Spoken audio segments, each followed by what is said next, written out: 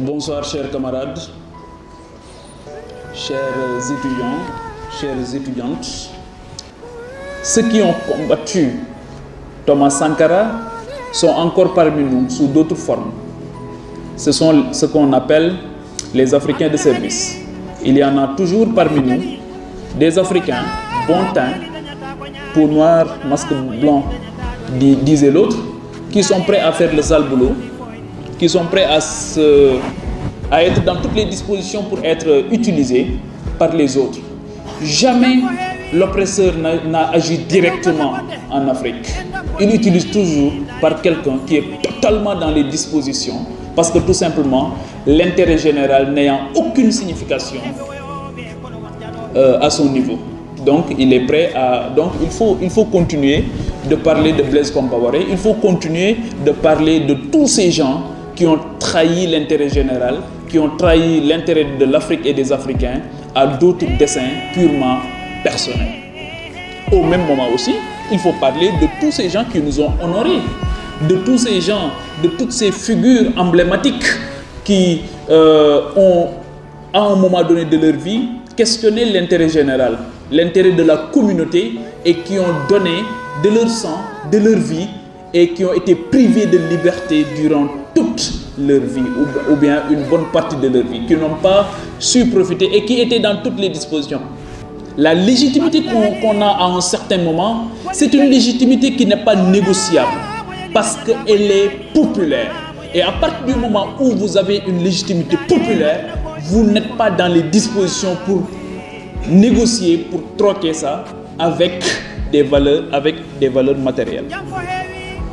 C'est pas possible. Parce que comme vous êtes dans l'impossibilité, dans l'incapacité de demander à toutes ces Sénégalaises, à tous ces Sénégalais, ce qu'ils pensent de la proposition qui est là sur la table, mais évidemment, vous êtes dans l'incapacité d'accepter la proposition. Et c'est pourquoi aujourd'hui, suivez bien mon regard, tous les gens qui ont eu à marchander cette légitimité, à marchander cette aura qu'ils ont eu à un moment donné, l'ont regretté. Parce que cela n'en valait pas la peine et le plus souvent, difficilement, les effets escomptés sont au rendez-vous, difficilement. Parce que la trahison en elle-même peut être rentable aujourd'hui, mais pas pour longtemps. Et vous allez perdre ce qu'il y a de plus essentiel dans la vie d'un homme ou d'une dame, j'utilise homme avec un grand H, c'est la dignité. C'est la dignité. Elle n'a pas de prix. Raison pour laquelle il faut se battre pour régler deux choses fondamentales.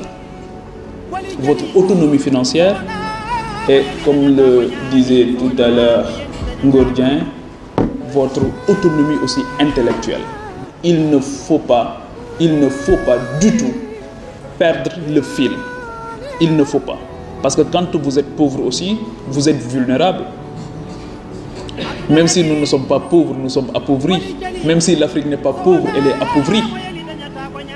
Comme disait Sékou Touré, c'est un mendiant assis sur une mine d'or, la Guinée.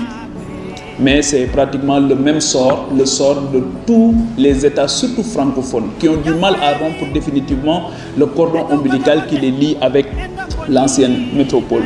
Donc ça, c'est un problème que nous avons fondamentalement, qu'il faudra mettre sur la table. Par rapport à l'utilisation de la langue. La langue, c'est aussi un instrument de domination.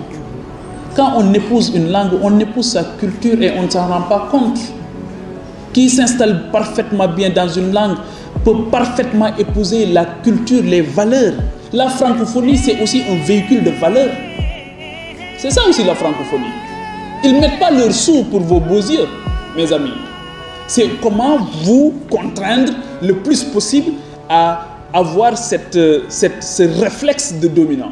Comme le disait Charanta, l'ex-colonisé ressemblait à cet esclave du 19e siècle qui, une fois libéré par son maître, va jusqu'au bas de la porte et revient pour lui dire qu'il ne sait plus où aller. Parce qu'il a acquis des réflexes de subordination. Mais c'est par la langue. C'est par la langue. Ils n'ont pas d'argent pour vous développer, pour vous permettre de développer. Ils ne souhaitent même pas que vous vous développiez. Ce qu'ils veulent aujourd'hui, c'est comment continuer à vous dominer. Mais c'est par l'aliénation d'abord. C'est par la langue. C'est par la langue.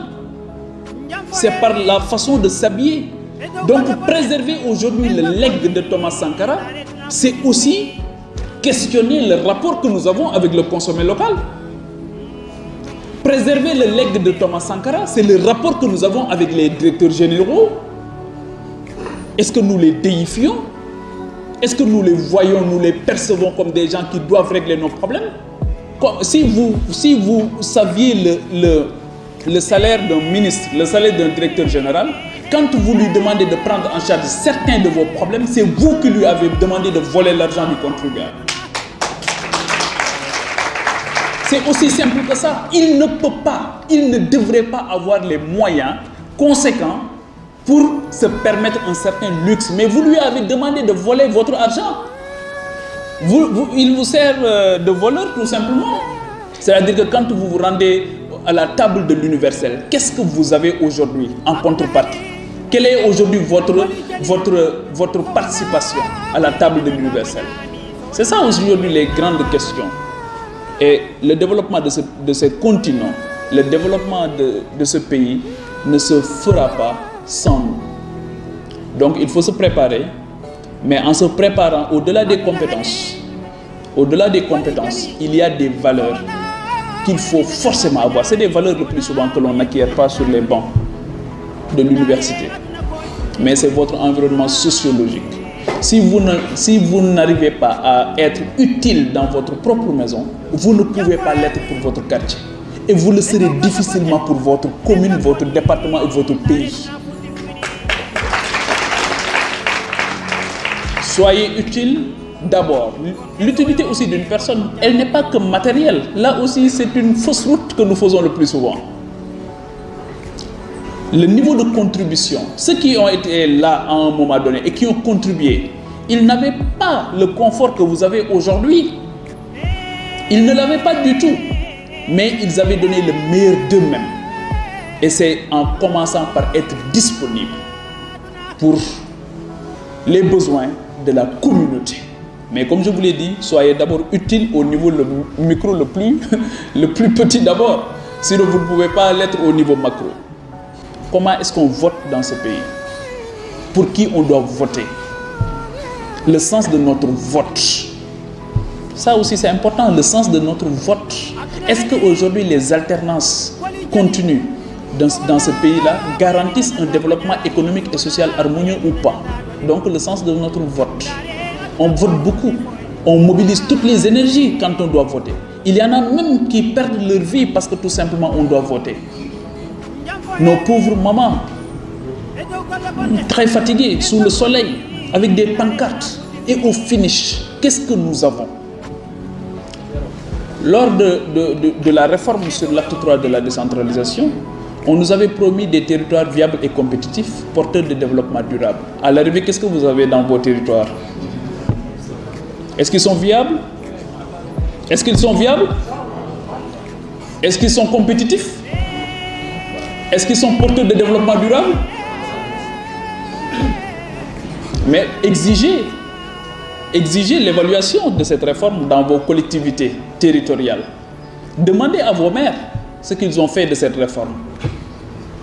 Donc tout cela, aujourd'hui, il y a de nouveaux mécanismes qui vous permettent d'entretenir ce débat dans vos espaces familiaux, mais dans vos territoires aussi.